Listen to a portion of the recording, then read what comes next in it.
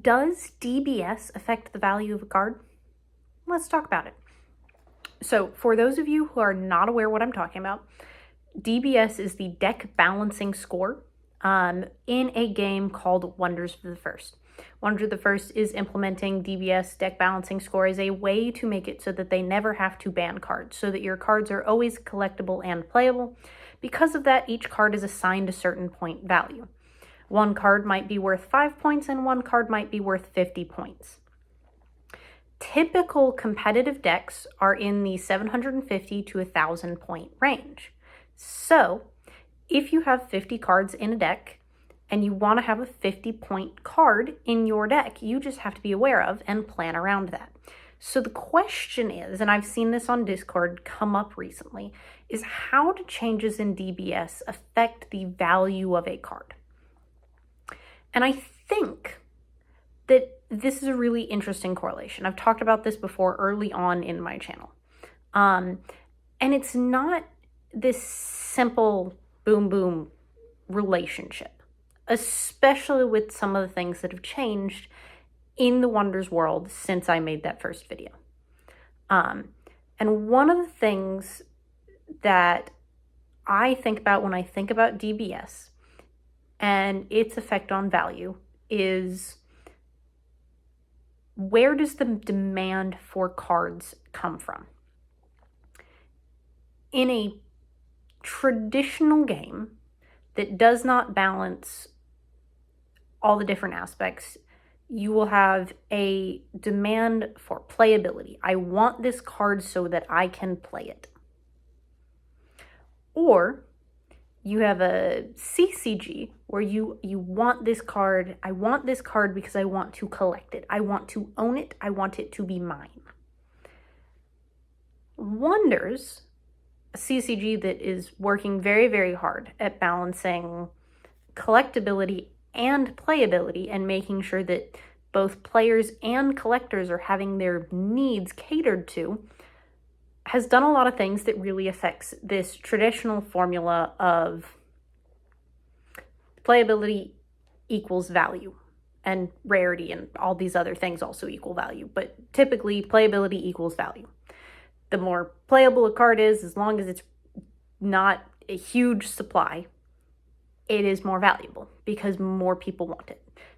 Basic part of valuing something is supply and demand. The more you want, the less there is, the higher the price. If a lot of people want it, but there's a lot of copies of it, price is going to be mid. If not a lot of people want it and there's not a lot of copies of it, then it's going to be mid. But if you're in that sweet spot of a lot of people want it and there's not a lot of copies of it, then your value is up here. And so in Wonders, what makes people want a card is a little bit more complicated in the current Wonders community. Obviously, when Call of the Stones comes out and we get even more and more people involved, this is going to change. But right now, in end of January 2026, this is the state of Wonders as it is. DBS, remember those points I was talking about earlier, DBS affects playability. So DBS changes playability. Playability changes demand, and demand changes value. So DBS to playability, playability to demand, demand to value. Now, the question is what that demand is for. Because there's a bunch of different printings in Wonders of the First. You might have a paper or a normal card, a common foil, a formless foil, an OCM. Those are full art foils versus serialized cards versus just regular foils. And so the playability and collectability of those is all different. And a large piece of that is something called the Dragon Cup.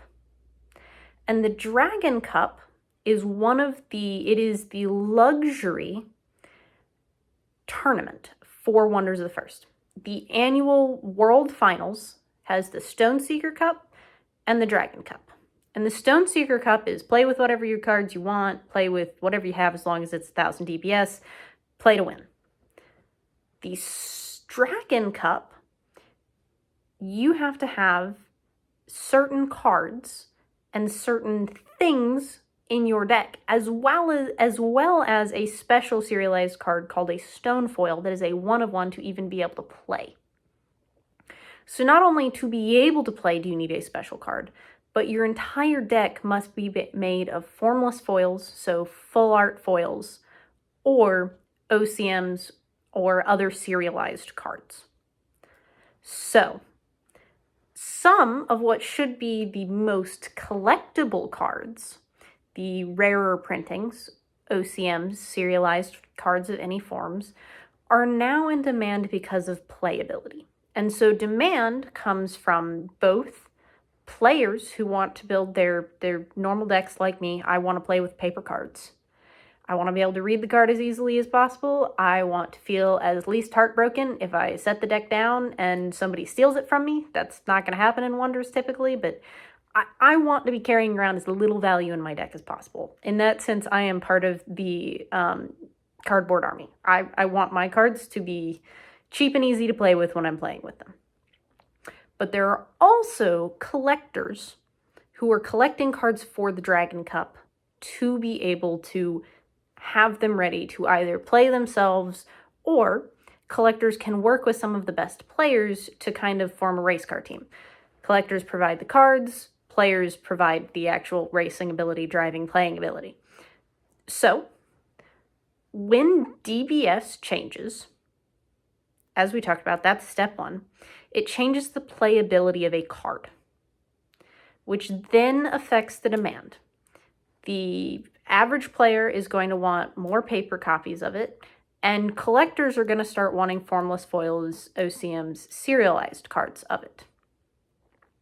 So in that sense, DBS across the board affects value.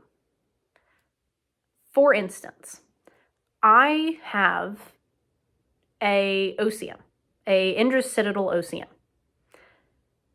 And I was thinking about trading it before the Dragon Cup, and I ended up just loaning it out.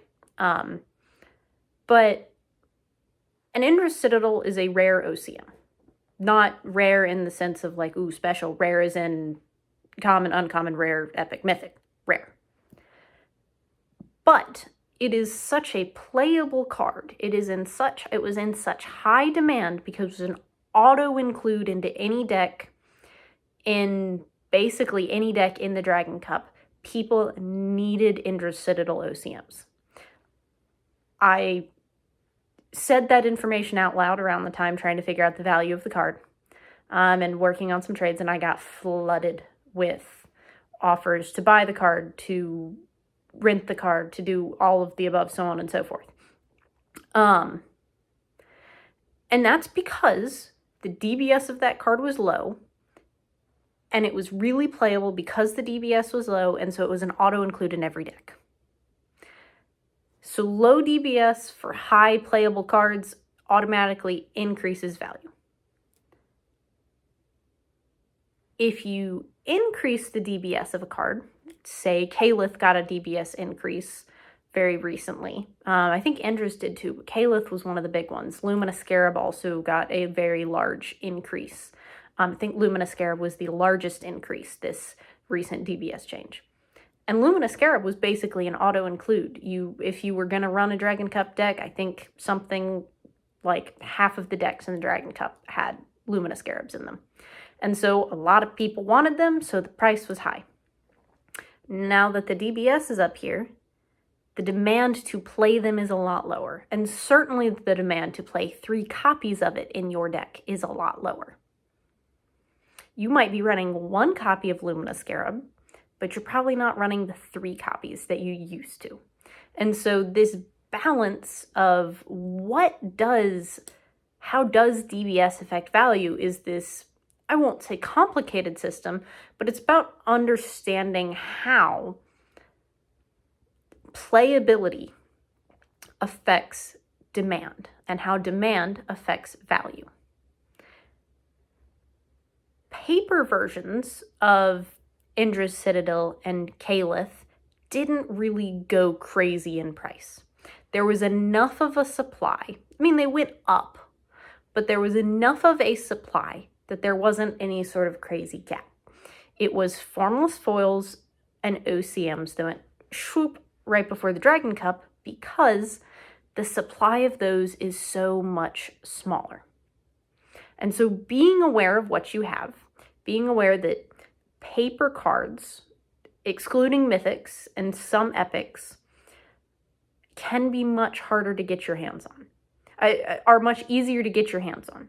So paper cards are less affected by DBS changes because the supply is more consistent to meet the demands.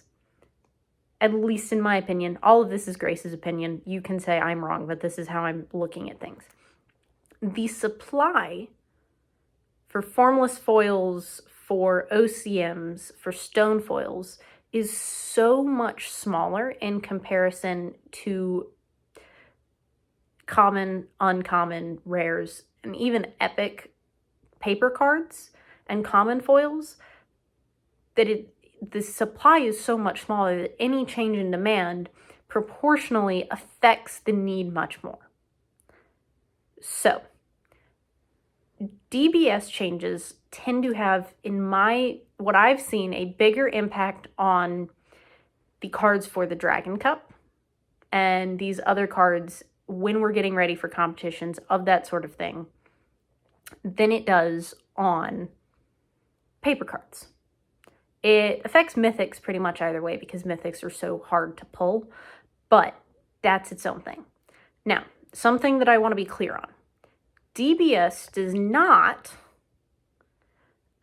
affect demand in the sense of like basic collectability.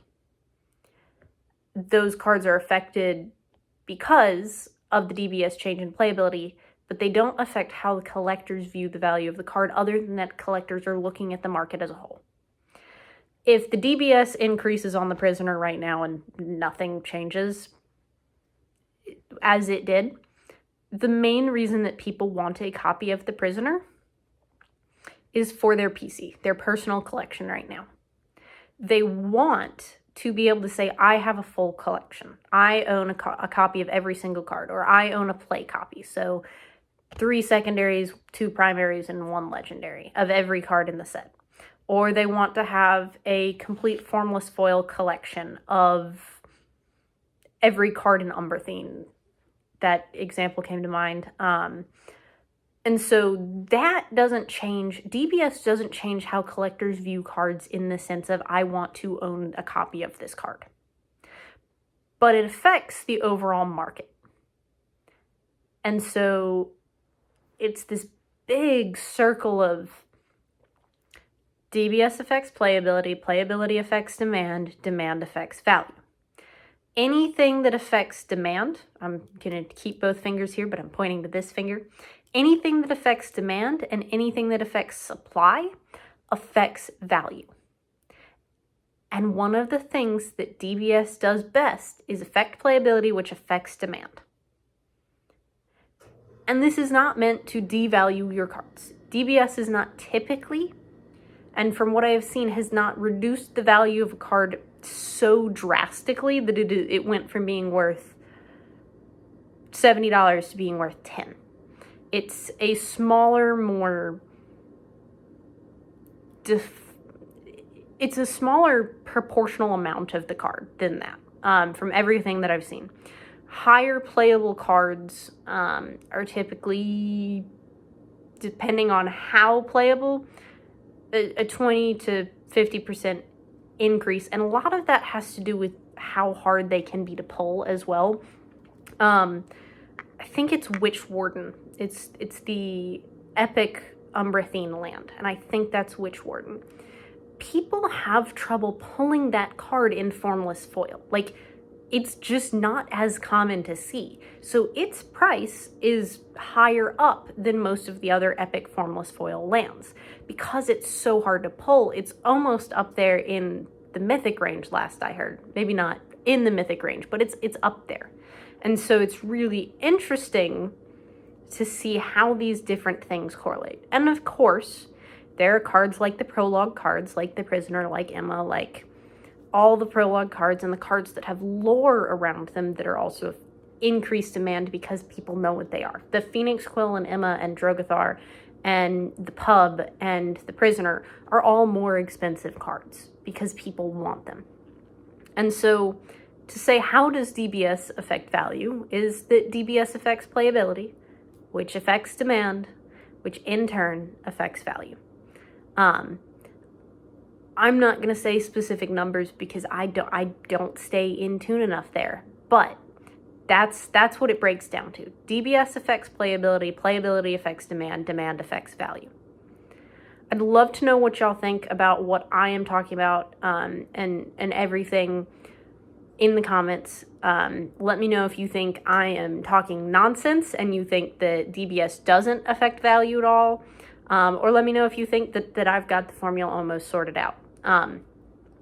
As always, please like, comment, subscribe, and keep being your wonderful selves.